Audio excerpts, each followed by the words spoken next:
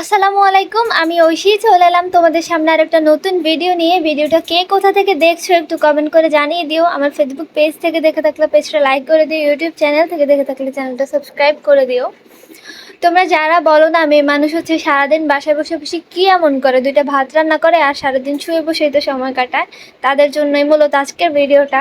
যদিও সকালে ঘুম থেকে ওঠার পর থেকে কী করি সব কিছুই হচ্ছে একদম ডিটেলসে তোমাদের সাথে শেয়ার করতে পারছি না, তারপরে যতটুকুন পারছি আমি একটু একটু করে শেয়ার করার চেষ্টা করছি আর কি। আজকে বাসার মধ্যে সব কাজই মোটামুটি আমার করতে হবে, মানে ঘর গোছানো থেকে শুরু করে কাটাকাটি তরকারি, তারপর হচ্ছে রান্না করা সব। তো ভাবলাম যে কেননা তোমাদের সাথে শেয়ার করি যে একটা মেয়ে মানুষ সকালে ঘুম থেকে ওঠার পর থেকে কী করে। যদিও নাস্তা বানানো থেকে শুরু করে ঘর গোছানো ওগুলো হচ্ছে একদমই আমি ভিডিও করতে পারিনি, কারণ এত কিছু ভিডিও করতে গেলে আমি আসলে একা পেরে উঠবো না, কারণ আজকে বাসার মধ্যে মোটামুটি কাজ আছে ভালোই। তো সকালে হচ্ছে আমি নাস্তা করার আগে আমি হচ্ছে ডাল বসিয়ে দিয়েছিলাম আর কি, কারণ ডাল হতে একটু টাইম লাগে। সো আমি অন্যান্য কাজ করতে করতে দেখা যাচ্ছে ডাল হয়ে যাবে। আর আমার কাছে কেন জানি এখন গ্যাসের চুলা থেকে লার্কি চুলায় রান্না করতে ভালো লাগে, মানে সিলিন্ডার গ্যাসের মধ্যে করতে আমার মনে হয় যে টাইম একটু বেশি লাগে, আর লার্কি করলে হচ্ছে কম লাগে। তাছাড়া চুলা জ্বালাতে আমার খুব একটা কষ্ট হয় না। তো আমি হচ্ছে সকালে ঘরটার গোছাতে গোছাতে আমার এদিকে ডালও হয়ে গেছে, আমি ফাঁকে ফাঁকে এসে হচ্ছে ডাল রান্না করে ফেলেছি আর কি। আর এখন হচ্ছে প্রায় 10:30 11টা বাজে, এখন হচ্ছে আমি নাস্তা করতে আসলাম, মানে ঘর দোর গুছিয়ে ঝাড়ু দিয়ে তারপর হচ্ছে ডালও রান্না হয়ে গিয়েছে। আবার সকালে আমি নুডলসও রান্না করেছি, চা বানিয়েছি, সব শেষ করে এখন হচ্ছে 11টা বাজে আমি নাস্তা করতে আসলাম। আর ফাঁকে হচ্ছে আমি ডাল নামিয়ে আমি হচ্ছে ভাত বসিয়ে দিয়েছি আর কি। আর এখানে হচ্ছে তরকারি কেটে নিব, এখন ভাত হতে হতে আমি তরকারি কেটে নেব, তারপর হচ্ছে তরকারি বসিয়ে দিব আর কি। এর ফাঁকে হচ্ছে আমার ভাতও হয়ে যাবে।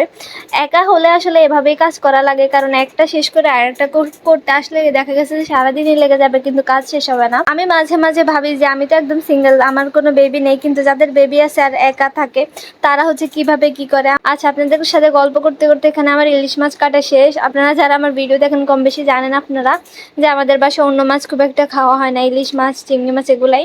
তো সেই জন্য হচ্ছে ইলিশ মাছ কেটে নিলাম। এখানে হচ্ছে ইলিশ মাছটা একটু সাইজে ছোট, কিন্তু ইলিশ মাছ তো ইলিশ মাছই হয় না, তরকারি রান্না করলে ওটা দিয়ে তরকারি হচ্ছে অনেক মজা হয়। কচু ছড়া হচ্ছে আমাদের এদিকে হচ্ছে কচু ছড়াই বলে থাকি আর কি আমরা, জানেন না আপনারা কি বলেন। তো কচু ছড়া দিয়ে ইলিশ মাছ দিয়ে রান্না করব, আর হচ্ছে কয়েকটা পিস হচ্ছে আমি ডিমের যে পিসগুলো আছে না ওগুলো একটু ভাজি করবো আর কি। আর ডাল রান্না করেছি। এগুলো করতে করতে আমার অবস্থা খারাপ। আর জানি বেশি কাজ হলে মানুষ কি করে আমি জানি না ভাই, আমি ধীর নাকি অদক্ষ আমি সেটা জানি না। তো কচু ছড়াগুলো কাটতে গিয়ে দেখলাম যে কিছুদিন আগে আনা হয়েছে, তো সেজন্য হচ্ছে অনেকগুলোই পচে গিয়েছে। তো ভাবলাম যে সাথে কয়েকটা আলু দিয়ে দিই, না হলে হবে না। আর এখানে হচ্ছে কয়েকটা মাছকে একদম মানে হলুদ মরিচ দিয়ে মাখিয়ে রেখে দিয়েছি, ওগুলো ভাজি করবো, কারণ আমার হাজব্যান্ড হচ্ছে তরকারির মাছ খায় না। আর সব কিছু একদম কেটে কুটে রেডি করতে করতে আমার ভাত হয়ে গিয়েছে। এখন হচ্ছে আমি ভাতের মার গেলে এখন হচ্ছে আগে মাছগুলা ভেজে রাখবো আর কি। মাছগুলা ভাজি করে তারপর হচ্ছে আমি তরকারি বসাবো এই পাতিলেই। আর তরকারি হচ্ছে আমি একটা পাতিলের মধ্যে করা ট্রাই করি, কারণ লাড়কি চুলায় রান্না করতে আমার খুব একটা কষ্ট লাগে না, কারণ আগুন ধরা তো আমার কষ্ট হয় না, আমি পারি মোটামুটি ভালোই। কিন্তু কালের পাতিল ধুতে আমার খুবই কষ্ট হয়, সেজন্য হচ্ছে আমি একটা পাতিলের মধ্যে ঢেলে ঢেলে মানে রান্না করা শেষ হলে ঢেলে তারপর ওই পাতিলের মধ্যে আবার রান্না করি আর কি। তো মাছগুলো ভাজি করে উঠিয়ে রেখে তারপর ওই তেলের মধ্যে হচ্ছে আমি আবার তরকারিটা বসিয়ে দিচ্ছি আর কি। এখানে পেঁয়াজগুলো বাদামি করে ভেজে লবণ হলুদ মরিচ সব কিছু পরিমাণ মতো দিয়ে দিচ্ছি। দিয়ে এখানে হচ্ছে আমি এগুলোকে একটু কষাবো। এখানে পানি অ্যাড করার আগেই হচ্ছে আমি মাছ দিয়ে দিব। তো তারপর হচ্ছে তেলের উপরেই মাছগুলোকে একটু কিছুক্ষণ কষিয়ে তারপর হচ্ছে আমি এখানে পানি অ্যাড করবো আর কি, অল্প একটু করে। কারণ কম পানি দিয়ে হচ্ছে তরকারি কষালে, অল্প অল্প করে পানি দিয়ে তরকারি কষালে তরকারিটা অনেক মজা হয়, আর তরকারি যত বেশি কষানো যাবে ততই বেশি মজা হবে আর কি। এটাই হচ্ছে আসল কথা। সেজন্য হচ্ছে আমি অল্প একটু পানি দিয়েছি, দিয়ে হচ্ছে প্রথমে তো বললাম আমি তেলের মধ্যে মাছ দিয়ে দিয়েছি, তারপর হচ্ছে একটু ওখানে কষিয়ে তেলের উপর তারপর অল্প একটু পানি দিয়ে দিয়েছি। এখন হচ্ছে মাছ উঠিয়ে এখানে হচ্ছে কচু আর আলুগুলো দিয়ে দিব আর কি, কচু ছড়া আর কি ওগুলা।